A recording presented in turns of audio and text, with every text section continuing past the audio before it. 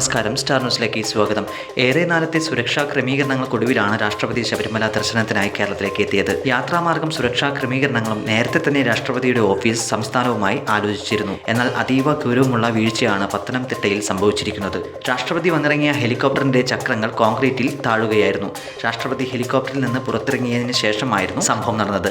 തുടർന്ന് രാഷ്ട്രപതി മറ്റൊരു വാഹനത്തിൽ ശബരിമലയിലേക്ക് പോവുകയാണ് ഉണ്ടായത്. ഉറക്കാത്ത കോൺക്രീറ്റിൽ ഹെലികോപ്റ്റർ ചക്രം താഴ്ന്നതോടെ 30ഓളം പോലീസുകാരും ഫയർഫോഴ്സ് ഉദ്യോഗസ്ഥരും ചേർന്ന് തള്ളി നീക്കുകയായിരുന്നു. ദൃശ്യങ്ങൾ പുറത്തു വന്നതോടെ വൻ സുരക്ഷാ വീഴ്ചയുടെ വിവരങ്ങൾ പുറം ലോകം അറിയുകയായിരുന്നു. വിഷയത്തിൽ അന്വേഷണവും നടപടികളും ഉണ്ടാകുമെന്നാണ് സൂചനകൾ ലഭിക്കുന്നത്. വരും മണിക്കൂറുകളിൽ രാഷ്ട്രപതിയുടെ യാത്രയുമായി ബന്ധപ്പെട്ട ദൃശ്യങ്ങൾ ചിത്രീകരിക്കുന്നതിൽ നിന്ന് തടസ്സമുണ്ടാകുമെന്ന് പോലീസ് മാധ്യമപ്രവർത്തകരോട് അറിയിച്ചു. എല്ലാവരും സ്ഥലത്ത് നിന്ന് മാറി നിൽക്കണമെന്നും പോലീസ് പറയുകയും സംഭവ സ്ഥലത്ത് ക്യാമ്പ് ചെയ്യുകയും ചെയ്തു. കൂടുതൽ അപ്ഡേറ്റിനെ കാത്തിരിക്കാം.